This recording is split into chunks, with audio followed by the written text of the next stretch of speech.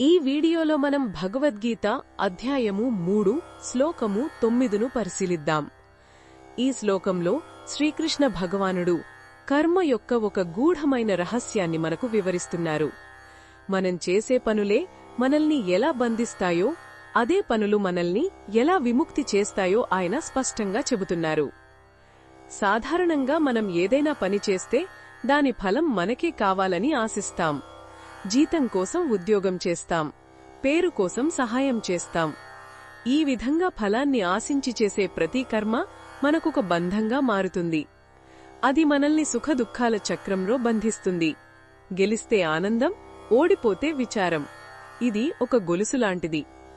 అయితే భగవంతుడు దీనికి ఒక మార్గం చూపిస్తున్నాడు. యజ్ఞం కోసం చేసే కర్మ బంధాన్ని కలిగించదు అని ఆయన అంటున్నారు. ఇక్కడ యజ్ఞం అంటే కేవలం హోమం లేదా అగ్నిలో చేసే కర్మకాండ మాత్రమే కాదు.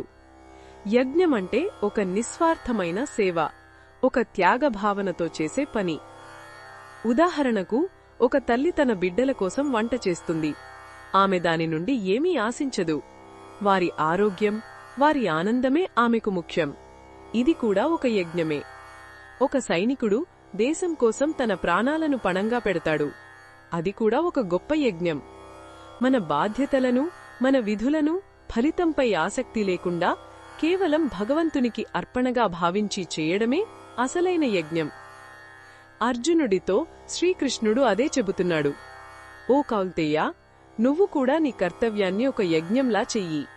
ఫలితం గురించి, జయాపజయాల గురించి ఆలోచించకు. అటాచ్మెంట్ అంటే అనుబంధం లేకుండా నీ పని నువ్వు చెయ్యి. అలా చేస్తే ఆ కర్మ నిన్ను బంధించదు అని భరోసా ఇస్తున్నాడు.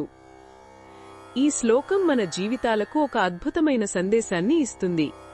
మనం చేసే ప్రతి పనిని, అది ఆఫీస్లో అయినా ఇంట్లో అయినా, ఒక పూజలా, ఒక యజ్ఞంలా మార్చుకోవచ్చు. మన పనిని శ్రద్ధగా చేస్తూ దాని ఫలాన్ని భగవంతుడికి సమర్పించినప్పుడు మన మనస్సు ప్రశాంతంగా ఉంటుంది. ఫలితం ఎలా ఉన్నా దాన్ని మనం ప్రసాదంలా స్వీకరించగలుగుతాం. అప్పుడు పని ఒక భారంలా కాకుండా ఒక ఆనందకరమైన సాధనలా మారుతుంది. ఇది మనల్ని ఒత్తిడి నుండి, ఆందోళనల నుండి దూరం చేస్తుంది. ఇది ఈ శ్లోకంలోని భావాన్ని వివరించడమే లక్ష్యం. మరిన్ని భగవద్గీత శ్లోకాల అర్థాన్ని తెలుసుకోవాలంటే మా తదుపరి వీడియోలను తప్పకుండా చూడండి.